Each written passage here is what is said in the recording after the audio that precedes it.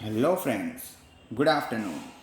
मैं हूं आपका दोस्त सागर। आज हम डिस्कस करने जा रहे हैं एक और important question from essay 250, that is reporting responsibility of auditor under laws and regulation. This is one of the important question asking in exam several times. So please note what are the reporting responsibility of auditor regarding laws and regulation in an audit of financial statement. Auditor is responsible to three parties. First, he is responsible to report to TCWG. Second, reporting to regulatory authority. What do you mean by regulatory authority? Regulatory authority examples are RBI in case of banking company, IRDA in case of insurance companies. And third, reporting in audit report. His duty to report in audit report about laws and regulation in an audit of financial statement. First part, reporting to TCWG. Communicate the nature and effect of non-compliances. Second point, consider the possibility of management and TCWG being involved.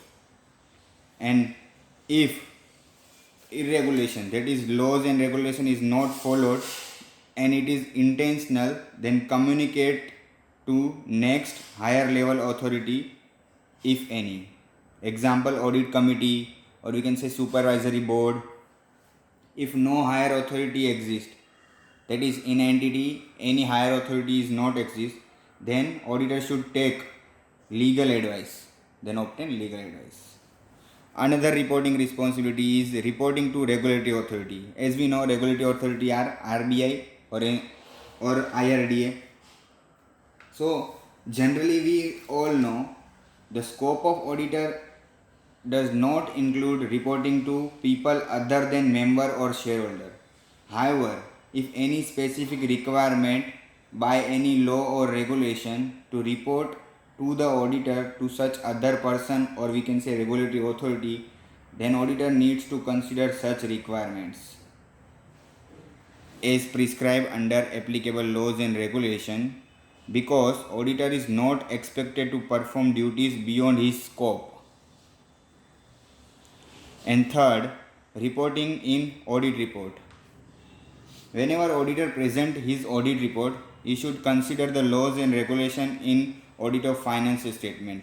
If auditor was not given the evidence regarding such laws and regulation, and he may not verify, that is, he have not sufficient and appropriate audit evidence regarding such compliances, then he may give qualified or disclaimer of opinion.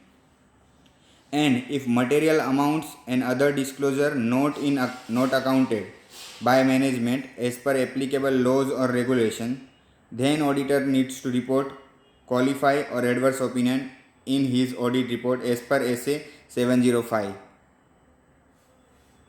Please note down.